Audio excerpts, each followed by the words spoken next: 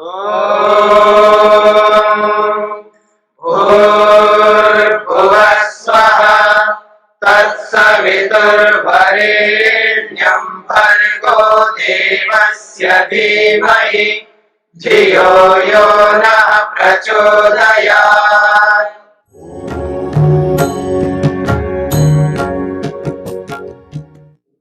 22वें सूत्र तक हमने किया है। एक और सिद्धि की बात आ रही है। महर्षि पतंजलि कहना चाहते हैं मैत्रियादिषु बलानि, 23वां सूत्र है। वो कहते हैं मैत्रियादिषु बलानि। आपने पहले पाद में, समाधि पाद में मन को एकाग्र करने के प्रसंग में कुछ उपाय बताए गए हैं। उन उपायों में एक बहुत विशेष उपाय बताया गया था, मैत्री करुणा मुदितोपेक्षा नाम। इस सूत्र को लेकर के मैत्री करुणा और मुदित की बात कही है, और उन्हीं बातों को लेकर के यहाँ पर एक विशेष सिद्धि बताई जा रही है। मैत्री में यदि संयम किया जाए तो मैत्री बल प्राप्त होता है। मैत्री कहते हैं मित्रता। मित्रता का बहुत बड़ा बल होता है। मुदित कहते हैं प्रसन्न रहना, और जब व्यक्ति प्रसन्न रहता है तो उस प्रसन्नता का भी बहुत बड़ा बल प्राप्त होता है। मित्रता का बल और प्रसन्नता का बल, उसके साथ साथ में करुणा। जब दुखी व्यक्ति होते हैं उनके प्रति जो करुणा की जाती है तो उस करुणा का भी बहुत बड़ा बल प्राप्त होगा। तो ये तीन बातों को लेकर के यहाँ पर तीन प्रकार के बल बताए जा रहे हैं। मैत्रियादिषु, मैत्री करुणा और मुदित, इन तीनों में संयम कर लेने से तीनों से संबंधित तीनों प्रकार के बल योगी को प्राप्त होते हैं। ये सूत्र का अर्थ हुआ है। तो आइए देखते हैं महर्षि वेदव्यास क्या कहना चाहते हैं। वो कहते हैं मैत्री करुणा मुदिता इति तीसरो भावना। वो कहते हैं मैत्री एक भावना है, मित्रता की भावना। फिर कहा मुदिता, प्रसन्न होने की एक भावना, प्रसन्नता उत्पन्न होती है मन के अंदर, तो ये भी एक भावना है। और करुणा, ये भी एक बहुत बड़ी भावना है। तो कहते हैं मैत्री करुणा मुदिता तीसरा, ये तीन प्रकार की भावनाएं हैं। भावना कहते हैं इमोशन को। तो ये तीन प्रकार की इमोशंस हैं, ये हर व्यक्ति में होने चाहिए। जिस व्यक्ति के जीवन में मित्रता का भाव नहीं है, करुणा का भाव नहीं है, प्रसन्नता का भाव नहीं है, तो याद रखिए वो व्यक्ति ग्रोथ नहीं कर सकता, उन्नति को प्राप्त नहीं हो सकता। उसके जीवन में उन्नति बहुत कम होगी। और मैं विशेष करके इंटरनली, आंतरिक उन्नति की बात कर रहा हूं।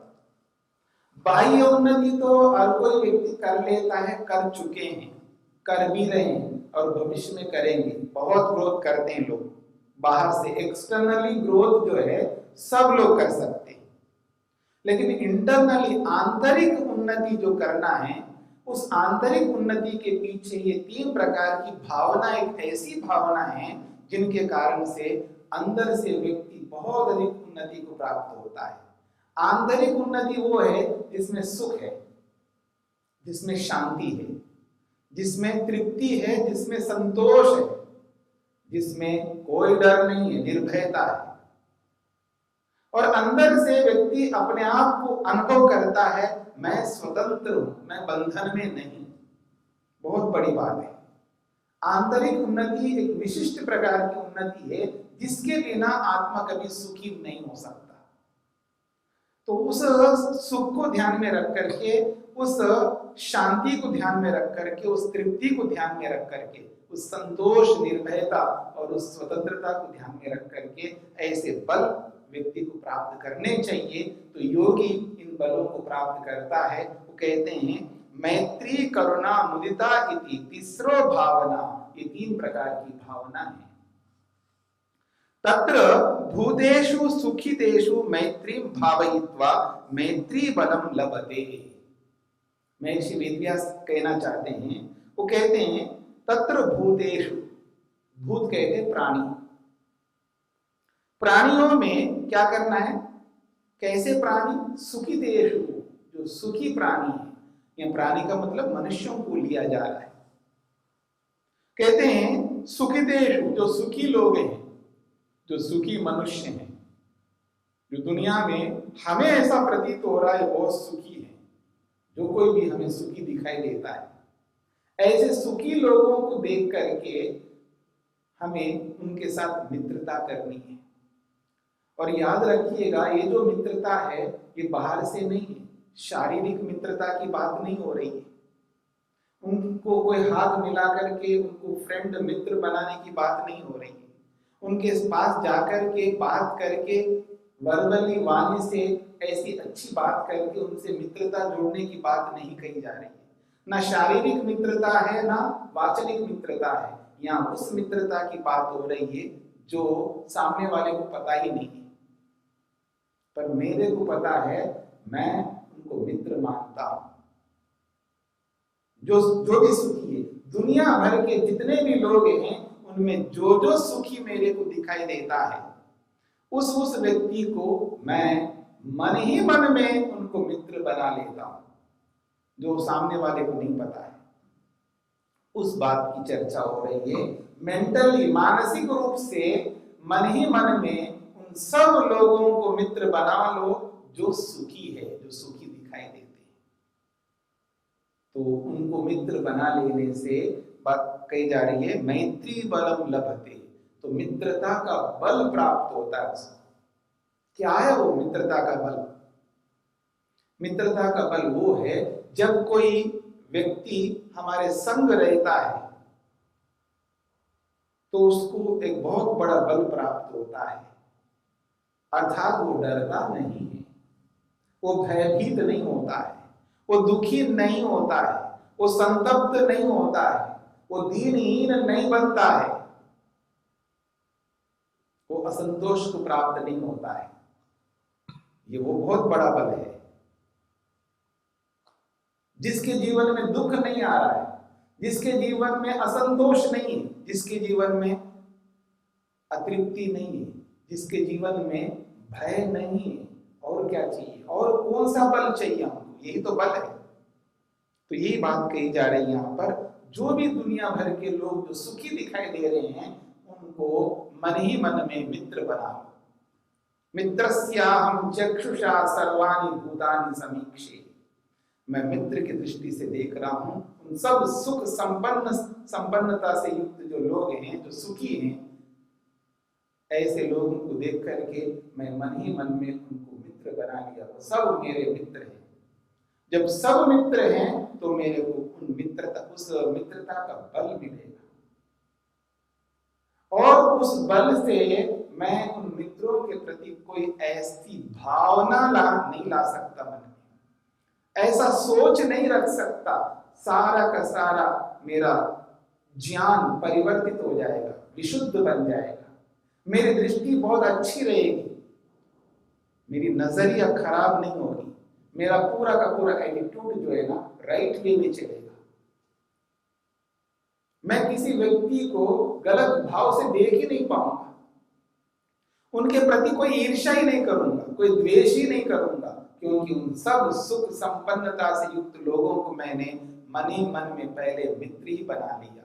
और जो मित्र बना लेता है, जिनके साथ मित्रता होती है, उनके साथ हम ऐसा कोई मानसिक रूप से गलत सोच नहीं रख सकते, गलत दृष्टि नहीं रख सकते, गलत एटीट्यूड नहीं रख सकते।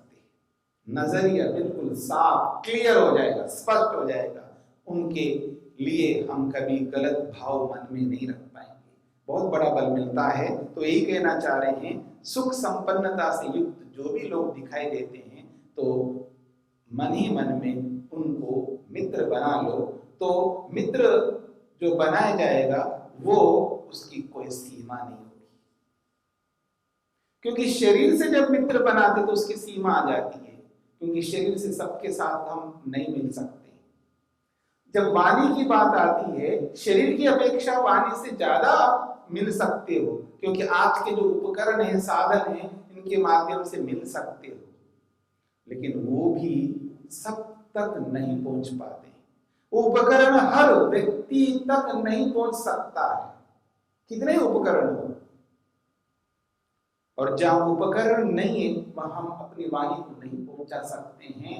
इसलिए बात कही जा रही है, मन से तो हम सब तक पहुंच सकते हैं। कोई ऐसा मनुष्य नहीं है जहां हम नहीं पहुंच पाए। मानसिक रूप से हम सब तक पहुंच सकते हैं। तो यही कहना चाह रहे हैं, उन सब सुख से युक्त आपको जो कोई भी दिखाई दे, सुख संपन्नता से युक्त व्यक्तियों के प्रति मन में मित्रता का भाव करो तो मैत्री बल प्राप्त होगा।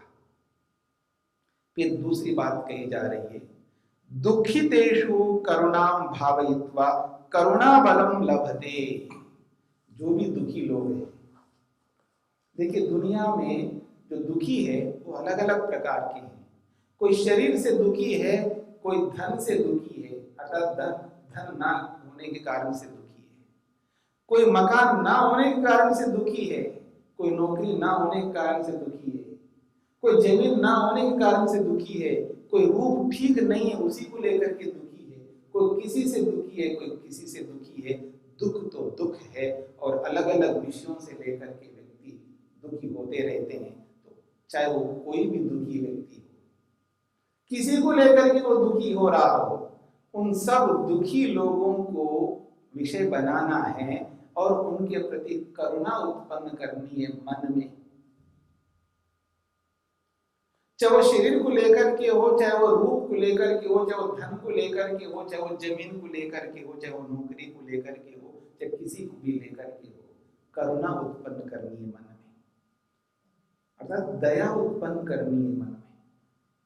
क्या दया उत्पन्न करेंगे, क्या करुणा उत्पन्न करेंगे? जैसे हम अपने लोगों के लिए, अपने निकट के लोगों के लिए खून के संबंध जो बोलते हो ना, रक्त संबंध जिसको आप बोलते हैं, उनके लिए जब हम कुछ अच्छा सोचते हैं, अच्छा विचार करते हैं, उनके प्रति हमारे भाव बहुत अच्छे रहते हैं, तो बस वही भाव उन सब लोगों के प्रति हम उत्पन्न करें मन में। केवल बोलने के लिए नहीं है। सर्वे भवन्तु सुखिनः सर्वे सन्तु निरामया, जो हम बोलते हैं ना, सर्वे भद्राणि पश्यन्तु मां कश्चित् दुःख भाग् भवेत्, ये तो बोलने के लिए नहीं है, वास्तव में मन से उनके प्रति वो भाव हो। जो वाणी में जो हम प्रस्तुत कर रहे हैं, वाणी के जो भाव है वो मन में होने चाहिए। वाणी में हो ना हो चलेगा, शरीर में हो ना हो चलेगा, लेकिन मन में ना हो ये नहीं चल सकता। कोई सोचे मन में करने से क्या लाभ है? अक्सर व्यक्ति के दिमाग में बात आती है, मन में करने से क्या है? उस व्यक्ति को तो पता ही नहीं आप क्या कर रहे हो। आपके मन में अगर आप अच्छे भाव पैदा कर रहे हो तो सामने वाले को तो पता नहीं है, उसको पता लगना चाहिए आपने कुछ किया ही नहीं है, और मन में करने से क्या फायदा है। ऐसी बहुत सारी बातें दिमाग में आया करती हैं, लेकिन व्यक्ति को ये नहीं पता है ये जो मन से जो किया जाता है कितना प्रभावी है, जिसके कारण से व्यक्ति कितने लोगों को सुखी कर सकता है, और वो व्यक्ति जो मन से करता है उसका जो परिणाम है वो बहुत व्यापक होता है। उदाहरण के लिए, जब मन से मैं व्यक्ति के लिए कोई गलत भाव रख नहीं सकता, कभी नहीं रख सकता, मन मेरा पवित्र है, उस व्यक्ति के प्रति मैं कोई गलत भावना नहीं लाता हूं, तो आप बताइए जब मन से नहीं लाता हूं तो वाणी से कैसे लाऊंगा? आप सोच के देखिएगा, जो आज वाणी से गलत भाव प्रकट करता हूं, मैं किसी व्यक्ति को वाणी से इतना दुखी देता हूं, दुखी करता हूं, ऐसी वाणी बोलता हूं, ऐसे शब्द निकालता हूं, एक भी शब्द ऐसा निकल जाता है व्यक्ति के मुंह से, इस शब्द को सुनकर के व्यक्ति को कितना दुख होता है, जीवन भर व्यक्ति दुखी रहता है उस एक शब्द के कारण से। तो आज जो वाणी के माध्यम से ऐसे गलत शब्द बोल करके लोगों को दुख दिया जा रहा है, वो इसलिए दिया जा रहा है क्योंकि पहले मन से किया है, क्योंकि पहले मन से करता है व्यक्ति, पहले मन से दुख देता है, तब जाकर के वो वाणी से दुख देता है। और जब कभी अवसर आ जाए तो शरीर से भी दुख देने लगेगा। यदि शरीर से दुख नहीं देना चाहते हैं, वाणी से दुख नहीं देना चाहते हैं, तो इसलिए मन को सुधारना होगा। क्योंकि कर्म स्टार्ट होता है, कर्म प्रारंभ होता है मन से। इसलिए इस बात को समझ करके हम सबको चलना चाहिए, क्योंकि ये जो हमारा मन है ये बहुत शातिर है, होता कुछ है और दिखाता कुछ है। इसलिए ऐसे मन को अगर कोई पकड़ सकता है, कोई योगी पकड़ सकता है, जैसे एक मदारी एक बंदर को अपने काबू में रखता है, ठीक इसी प्रकार से ये जो योगी है ये बंदर रूपी मन को अपने काबू में कर लेता है और उस मन रूपी बंदर को ऐसे नचाता है, जो कराना चाहता है वो वही करेगा। तो ठीक इसी प्रकार से हम शरीर से, वाणी से जो गलतियां करते हैं, यदि उन गलतियों को रोकना चाहते हैं, उन पापों को रोकना चाहते हैं, तो हमें शरीर के प्रति इतना ध्यान ना देकर, वाणी पर इतना ध्यान ना देकर, मन पर ध्यान देना स्टार्ट करें, प्रारंभ करें, तो धीरे धीरे वाणी भी सुधर जाएगी और शरीर भी सुधर जाएगा। तो शारीरिक पाप कर्म, वाचनिक पाप कर्म बंद होते जाएंगे, क्योंकि मन से बंद कर दिया है। इसलिए ये बात कही जा रही है कि ऐसा मत सोचना है केवल मन से कर लेने से क्या फायदा है, मन से कर लेने से ही ज्यादा लाभ है।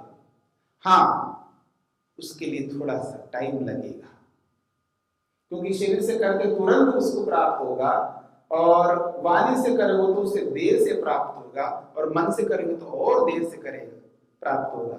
लेकिन बड़े फल चाहिए, लंबे काल तक अच्छे फल चाहिए, लंबे काल तक सुख चाहते हैं, तो मन को बदलना होगा। इसलिए महर्षि पतंजलि ने यह स्पष्ट किया है, मैत्री आदि जो भावना है उनमें संयम कर लेना चाहिए। तो कह रहे हैं दुखी जो व्यक्ति है, जितने भी दुनिया भर के दुखी लोग हैं, अलग अलग प्रकार के दुख व्यक्ति को प्राप्त होते हैं, क्योंकि विषय अलग अलग है, साधन अलग अलग है। जिस किसी भी विषय को लेकर के, जिस किसी भी साधन को लेकर के व्यक्ति दुखी हो रहे हैं, ऐसे ऐसे दुखी लोगों को देख करके हम अपने मन से उन दुखी लोगों के दुखों को दूर करने के लिए भाव जब हम मन में पैदा करते हैं, तब हम शरीर से एक दिन आएगा कोई गलती नहीं करेंगे, वो एक दिन आएगा वाणी से कभी कोई गलती उस व्यक्ति के प्रति नहीं करेंगे। तो बहुत बड़ा लाभ है। तो दुखी लोगों को देख करके मन में ये भाव उत्पन्न करना है, करुणा का भाव, दया का भाव, जिस भाव के कारण से हमारा मन पवित्र रहेगा और हम सदा सदा के लिए पाप कर्मों से बचेंगे। तो इसलिए करुणा बल भी बहुत बड़ा बल माना जाता है। तीसरी बात कही जा रही है, पुण्यशीलेषु मुदितां भावयित्वा मुदिता बलम लभते। जो पुण्यशील है यानी पुण्यात्मा है, तो बहुत श्रेष्ठ व्यक्ति है, ऐसे लोगों को देख करके अक्सर क्या होता है, मन में एक ईर्ष्या का भाव उत्पन्न होता है, जेलसी जिसको आप कहते हैं। तो बहुत ईर्ष्या करने लगता है, उसकी अच्छाई को नहीं देखता है, उसकी अच्छाई में भी बुराई निकालने का प्रयत्न करता है व्यक्ति। तो इसलिए इस बात को समझ लेना चाहिए कि जो भी हमको पुण्यशील यानी पुण्यात्मा लगे, श्रेष्ठ लगे, अच्छे स्कॉलर्स लगे, विद्वान लगे, सन्यासी लगे, कोई भी अच्छा व्यक्ति आपको दिखाई देता है जिसके अंदर अच्छाई है, ऐसे व्यक्तियों को देख करके हमें प्रसन्न होना चाहिए। देखिए, एक शरीर से कमजोर है और एक शरीर से मजबूत है। तो कमजोर व्यक्ति मजबूत शरीर वाले को देख करके ईर्ष्या उत्पन्न करता है, वो ईर्ष्या उत्पन्न ना करे, उसको देख करके खुश हो जाए, देखो इनका शरीर कितना अच्छा है, सुंदर है, तो प्रसन्न हो जाएंगे। तो निश्चित बात है हम पाप कर्म से बचेंगे। अन्यथा ईर्ष्या कर करके बहुत सारे पाप बना लेंगे और फिर वही मानसिक दोष जो है वाचनिक रूप में परिवर्तित होगा, वही मानसिक दोष जो है वो शारीरिक रूप से भी परिवर्तित होगा। इसलिए किसी के बल को देख करके ईर्ष्या उत्पन्न नहीं करना, उसके बल को देख करके खुश होना, प्रसन्न होना और उसके लिए दुआ करना, उसके लिए कामना करनी है, हे भगवान इसका ये जो सुंदर बलिष्ठ निरोगी हेल्दी जो शरीर है वो वैसा ही बना रहे तो हमें बहुत प्रसन्नता होगी। इस प्रकार प्रसन्नता की भाव रखना।